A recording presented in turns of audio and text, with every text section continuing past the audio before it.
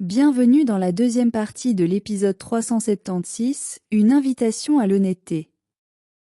Tous les êtres humains traversent des émotions difficiles.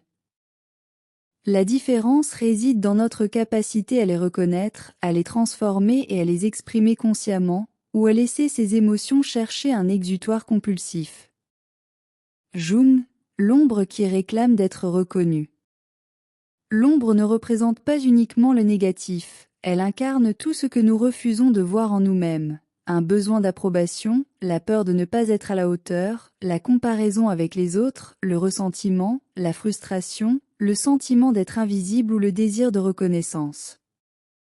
Nous avons tous une part d'ombre.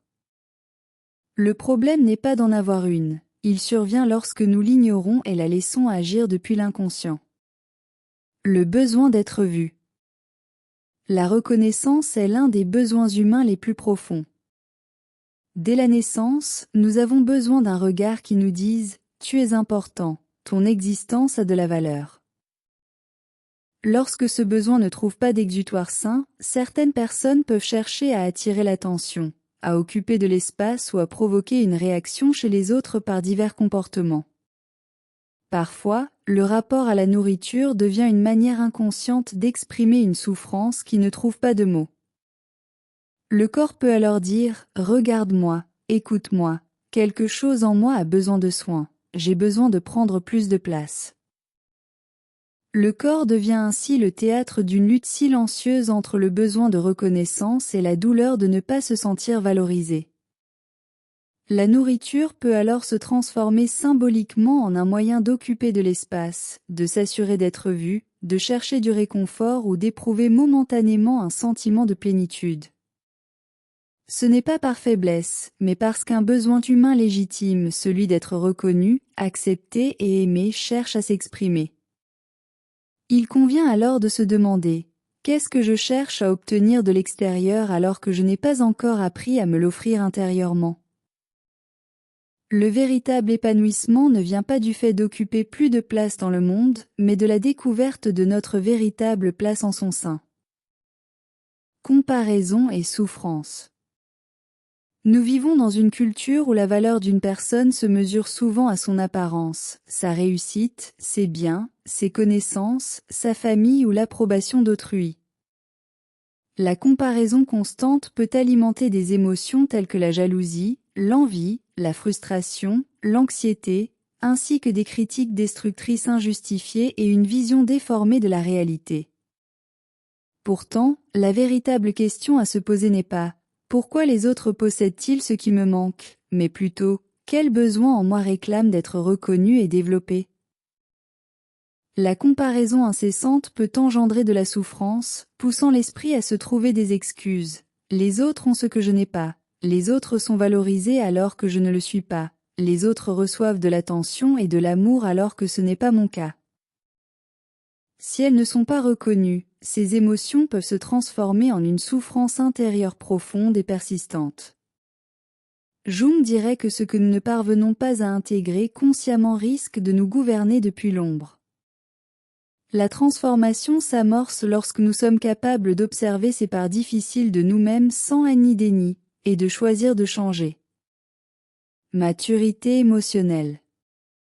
C'est ici qu'I.S. introduit une idée forte. La maturité humaine ne signifie pas être exempte d'émotions difficiles, mais apprendre à entrer en relation avec elles.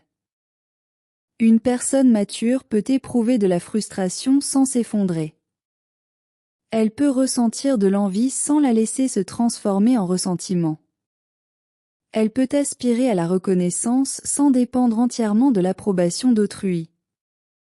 Elle peut accepter ses limites tout en œuvrant simultanément à son propre développement. Taoïsme philosophique. Le taoïsme nous rappelle que le déséquilibre survient lorsque nous perdons notre centre. Lorsque nous cherchons à combler un vide intérieur par des éléments extérieurs, nous ne trouvons jamais de véritable satisfaction. La voie à suivre consiste à retrouver l'harmonie avec le corps, les émotions, les autres et notre propre nature. L'approche Faro. Le problème ne réside pas dans le fait d'avoir une part d'ombre, mais dans le fait de vivre sous l'emprise de ce que nous n'avons jamais osé affronter. Citation clé.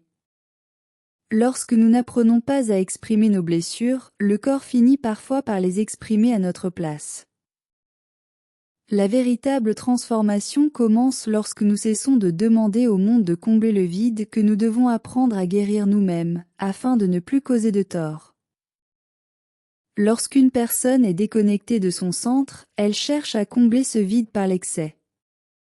La voie ne consiste pas à rejeter le désir, mais à le comprendre et à rétablir l'équilibre. Découvrez votre part d'ombre. Accédez à la guérison. Regardez les vidéos consacrées à ce sujet. La 3e partie arrive bientôt. Étudiez la méthode complète Faro avec SIL Faro. Abordez la science en pleine conscience, car en matière de santé, le savoir n'est jamais neutre, il est vital.